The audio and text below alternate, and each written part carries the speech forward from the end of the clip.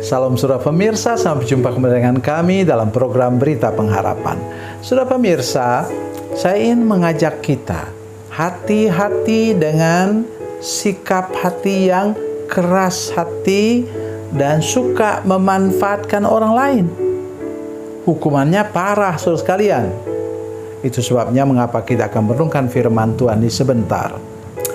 Mari kita berdoa sebelum kita lebih jauh dengan firman Tuhan ini.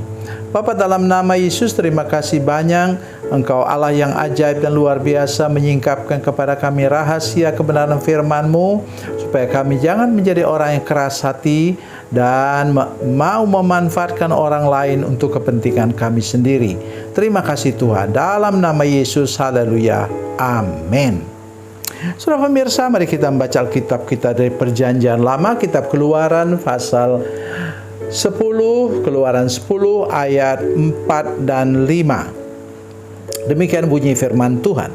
Sebab jika engkau menolak membiarkan umatku pergi, maka besok aku akan mendatangkan belalang-belalang ke dalam daerahmu. Belalang itu akan menutupi permukaan bumi sehingga orang tidak dapat melihat tanah. Belalang itu akan memakan habis sisa yang terluput yang masih tinggal bagimu dari hujan es itu, bahkan akan memakan habis segala pohonmu dan yang tumbuh di padang. Amin. Saudara pemirsa, kata kunci sampai harus ada 10 tulah, dan puncaknya ialah di mana putra mahkota Firaun pun mati, ya, disambar oleh roh maut. Saudara pemirsa, itu mereka tidak mau melepaskan umat Tuhan pergi. Kenapa? Satu, mereka dapat tenaga kerja gratis. Sudah bayangkan saja, tentara umat Tuhan waktu mereka keluar dari Mesir itu berjumlah berapa? 600.000 orang. Kita hitung sajalah, laki-laki saja yang bekerja 600.000 orang. Itu mereka membangun kota-kota besar di Mesir tanpa digaji, hanya dikasih makan saja. Jadi itu sebabnya Firaun tidak mau melepaskannya. Pembesar-pembesar Mesir tidak melepaskan. Mereka dapat tenaga kerja gratis karena mereka jadikan umat Tuhan sebagai budak. Yang kedua apa? Mereka tidak mau lepaskan umat Tuhan oleh karena mereka mengetahui bahwa umat Tuhan itu mendatangkan keuntungan kepada mereka. Ya, tinggal mereka suruh, tinggal mereka ajak untuk melakukan sesuatu, ya mereka harus ikut. Oleh sebab itu saya mengajak kita hari ini untuk menyadari jangan memanfaatkan orang lain untuk kepentingan kita sendiri. Ya, pengusaha-pengusaha saya minta juga jangan memanfaatkan orang dengan upah murah. Orang itu terpaksa bekerja karena mereka perlu hidup. Jadi berikanlah hak yang layak untuk para buruh dan pekerja di tempat usahamu. Jadi jangan nanti kita kena hukum seperti ini. Hukumannya apa? Belalang. Belalang yang makan sampai pohon. Coba sudah bisa bayangkan betapa besar kerugian mereka. Saya sudah sampaikan kepada kita sekalian bahwa pohon ara dan pohon zaitun itu baru bisa dipanen ketika usianya 5 tahun dan baru berbuah maksimal ketika usianya 10 tahun. Kalau gandum dengan anggur lumayan, anggur 1 tahun sudah bisa dipanen. Tetapi gandum juga begitu, 6 bulan sudah bisa dipanen. Tetapi yang lain-lain itu tidak mudah, saudara sekalian. Jadi pemulihan itu bukan hal yang sederhana. Bukan hal sederhana. Seperti misalnya putra mahkota Firaun juga mati.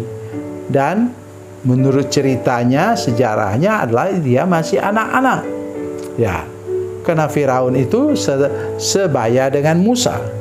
Ya, saudara sekalian, saya mengajak kita hari ini untuk menyadari, membesarkan anak sampai dia siap jadi Firaun paling tidak 20 tahun. Coba membayar harga itu sampai 20 tahun. Jadi saya mengajak kita semua hari ini untuk mulai menyadari jangan mengeraskan hati, jangan memanfaatkan orang lain untuk kepentingan kita sendiri. Jangan juga kita mau menggunakan orang untuk kepentingan diri kita sendiri, keuntungan kita sendiri. Ya, dapat tenaga kerja gratis. Jangan, saudara sekalian. Orang punya hak hidup. Sekarang kita bersyukur. Buruh-buruh bisa demo untuk mengharapkan gaji yang lebih tinggi. Tetapi kabar buruknya pada masa lalu mana bisa? Ya, tidak bisa seperti itu.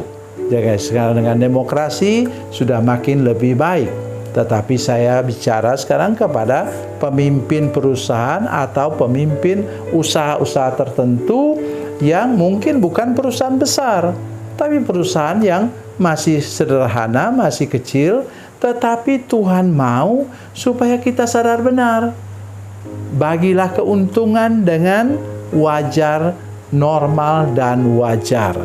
Berikanlah hak kepada buruh atau orang yang bekerja bersama dengan saudara selayaknya yang sudah tentukan di kota saudara sekalian, di wilayah saudara sekalian, supaya kita tidak diserang oleh kutuk, belalang pelahap, belalang pengerip, belalang pindahan, dan belalang-belalang yang lain.